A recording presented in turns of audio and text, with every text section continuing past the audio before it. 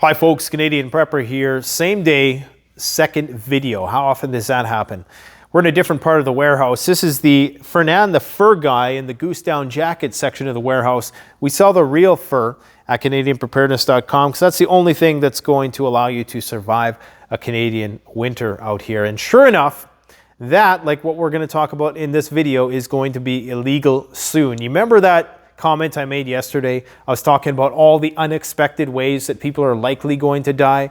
If it actually hit the fan, you're not going to die like John Wayne in a gunfight, even though I don't think John Wayne died, like the other guy who was on the other end of John Wayne's gun in a gunfight. You're going to die for a variety of reasons. Most of them are going to be very boring.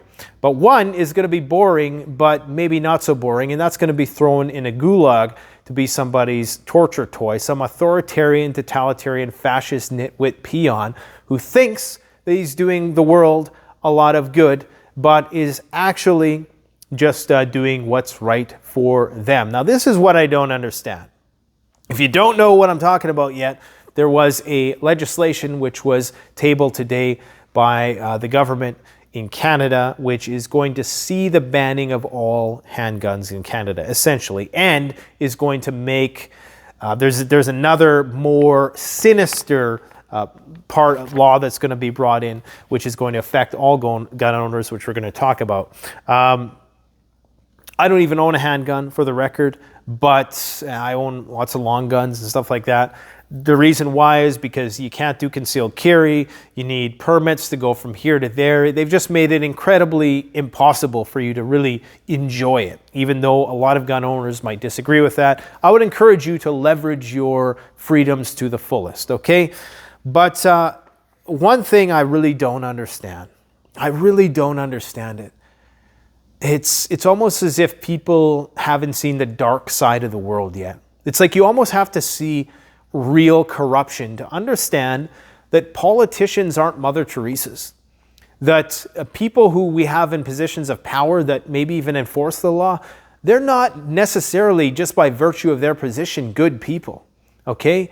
There's a lot of bad in a lot of people who are in positions of power. And some people are really, really naive to think that human nature has changed fundamentally, that we do not need any more of the rights and freedoms that we fought for all these years, that we don't need to retain those things, that somehow something fundamental within human nature has changed so that we no longer have to worry about the emergence of tyrants. Because we live in an democracy and we have Netflix, and look at everybody's teeth are nice and white, and everybody's having a good time, and you have all this freedom to do whatever you want in the virtual realm of things, and you have all these cool video games and stuff. But the fact of the matter is, guys, at the end of the day, and we've seen this take place in this gruesome war, is that human nature has not fundamentally changed. And I'll say it again, it bears repeating,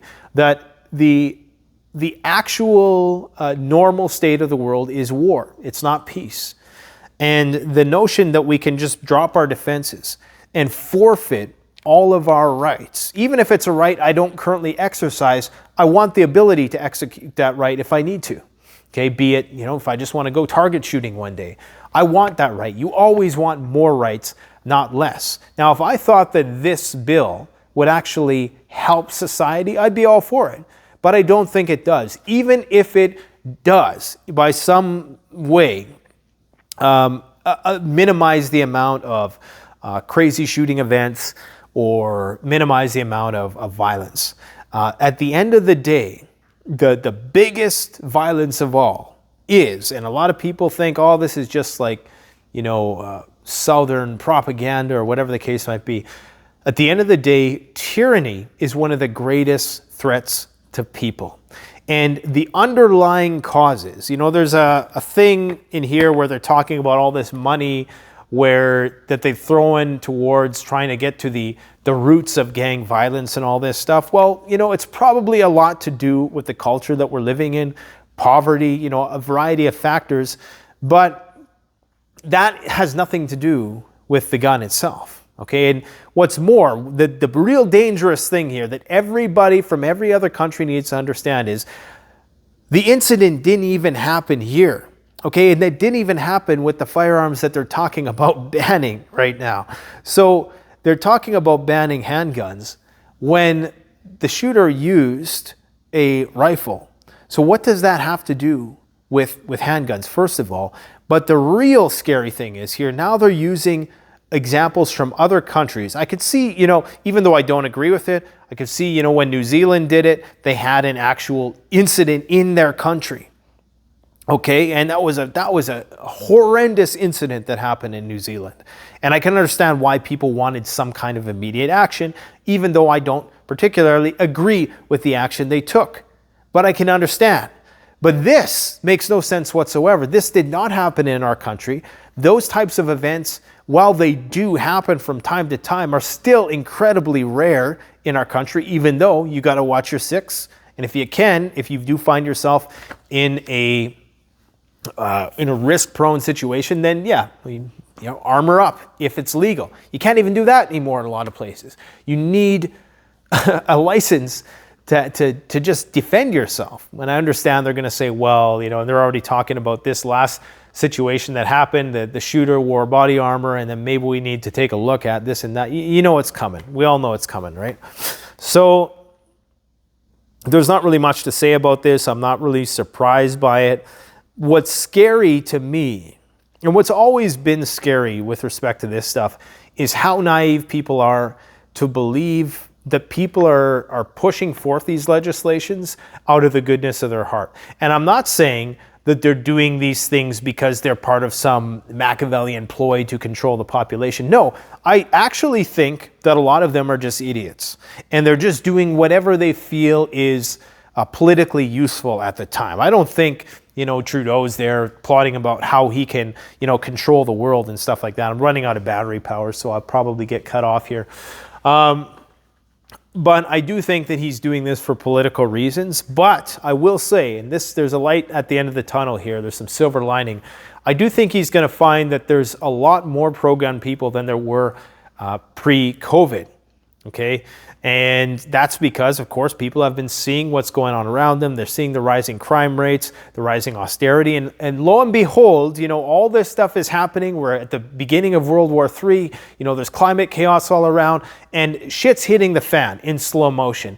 And now they want to take away our means of self-defense, even though legally you can't defend yourself, because the only way you can use a gun in Canada is if you're transporting it with a permit to a designated gun range, or if it's in your double lock safe, whatever, So, like I say, I don't own a handgun. I own a lot of long guns, but I want that right to be there in case I suddenly decide to exercise that right. And you should too. That's just my personal opinion. I'm not telling anybody to do anything stupid. I'm just saying I think this legislation is stupid, and I don't think it's going to address the fundamental issues which cause the tragedy there, and that's of course not even in our country.